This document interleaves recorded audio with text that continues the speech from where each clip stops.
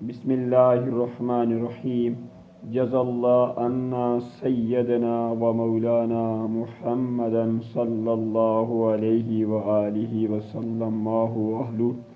السلام علیکم ورحمۃ اللہ وبرکاتہ۔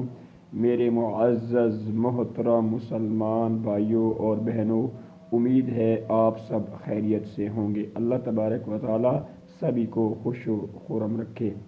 ہر شے کے کام کرنے کی ایک عمر ہوتی ہے، جیسے چھوٹے بچے کے چلنے اور بولنے کی عمر، جیسے بھینس، بکری، گائے وغیرہ کے دودھ دینے کی عمر، جیسے بیل، اونٹ، گدھے اور گھوڑے پر بوجھ ڈالنے کی عمر، جیسے بیج کے اگ کر پھل اور پھول کے لگنے کی عمر، جیسے فصل کے بیج اور کاٹنے کی عمر۔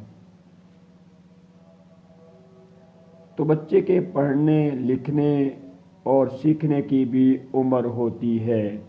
جو پیارے رسول صلی اللہ علیہ وآلہ وسلم جو دنیا کے سب سے بڑے معلم اور استاد ہیں، ان کے مطابق 7 سال ہے۔ جو دنیا کے سب سے بڑے معلم ہیں وہ فرماتے ہیں کہ جب آپ کے بچے 7 سال کے ہو جائیں، رسول کریم نے ارشاد فرمایا جب آپ کے بچے 7 سال کے ہو جائیں تو ان کو نماز کا کہو، اور اگر 10 سال کے ہو جائیں تو پھر مار کر نماز پڑھاؤ اگر وہ نماز نہ پڑھیں تو۔ آپ صلی اللہ علیہ وآلہ وسلم نے فرمایا بے شک ہر عاقل اور بالغ پر 5 وقت کی نماز فرض ہے۔ اگر اس حدیث پر غور کریں تو معلوم ہوگا کہ بچہ 10 سال تک تقریباً عاقل ہو جاتا ہے، پھر اگر وہ نماز نہیں پڑھتا تو اس کو سزا دی جائے گی۔ ہمارے معاشرے کا المیہ ہے کہ بچوں کو 4-5 سال سے ہی اسکول میں بھیجا جاتا ہے، جو کہ اس کے کھیلنے کی عمر ہوتی ہے، چونکہ وہ سیکھنے، سمجھنے اور لکھنے کی صلاحیت نہیں رکھتے ہیں۔ والدین اسکول والوں پہ سختی کرتے ہیں کہ آپ فیس لے رہے ہیں مگر ہمارے بچوں کو کچھ بھی نہیں آتا، جبکہ ہمارے بچے 0 کے 0 ہیں۔ اسکول والے بچوں کو مارنا شروع کر دیتے ہیں، پھر بچے مار کھا کھا کر ڈھیٹ بن جاتے ہیں، علم و تعلیم سے بیزار ہو جاتے ہیں، آخر کار ناکام ہو جاتے ہیں۔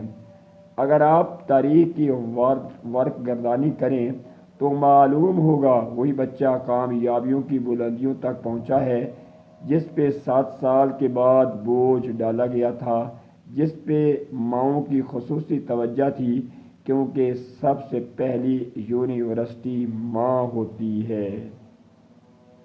مگر آج کی ماں نے اپنی ذمہ داری پوری کرنا چھوڑ دی ہے، اپنی انمول ہونہار اولاد کو اس استاد کے پاس بھیج دیتی ہے جس کے پاس 40-50 بچے ہوتے ہیں۔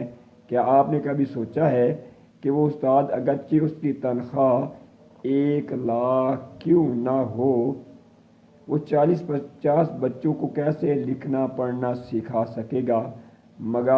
مگر ہمارے ہاں تو نرسری والے بچے کی فیس بھی سب سے کم اور اس کو پڑھانے والے استاد کی تنخواہ بھی کم ہوتی ہے، حالانکہ سب سے مشکل کام چھوٹے بچوں کو لکھنا اور پڑھنا سکھانا ہوتا ہے۔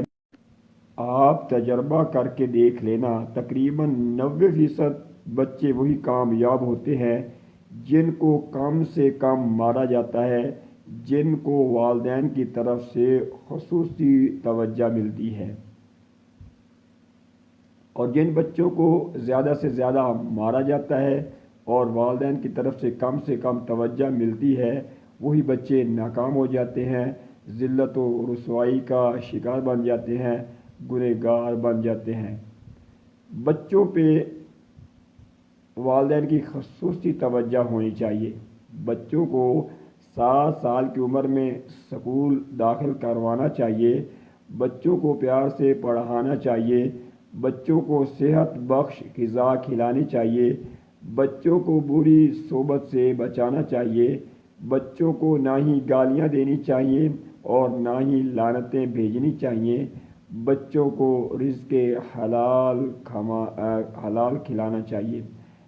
اگر ہم بچوں کو کامیاب دیکھنا چاہتے ہیں تو ان کا ویسا ہی خیال رکھنا ہوگا جیسا کسان فصل کا، مالی باغ کا، دکاندار دکان کا، صنعت کار صنعت کا اور جوہری زیورات کا دھیان رکھتا ہے۔